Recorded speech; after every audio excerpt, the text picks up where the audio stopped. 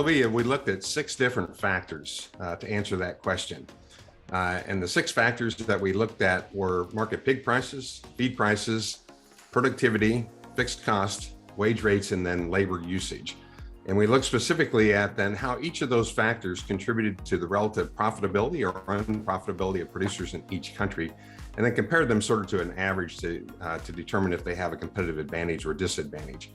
And of those factors then, market pig prices and feed prices, maybe not surprisingly, were the 2 major contributors to profitability in any given year. And also, as you think about that, those are the 2 factors that are driven by market forces. And so the relative profitability of producers in each country does change considerably from year to year.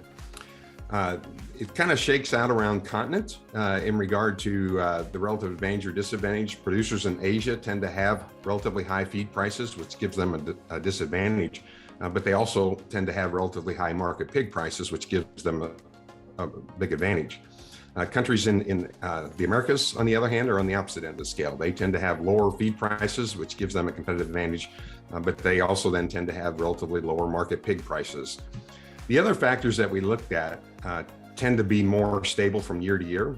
While wage rates are arguably determined by the markets, they don't change a lot from year to year, perhaps excepting the last year, but generally they stay fairly stable.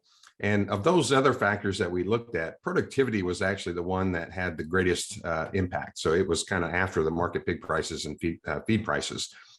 And countries in Europe, or producers in Europe, tend to be the most productive producers, and so that gives them a relative competitive advantage in terms of profitability compared to those in Asia and the Americas.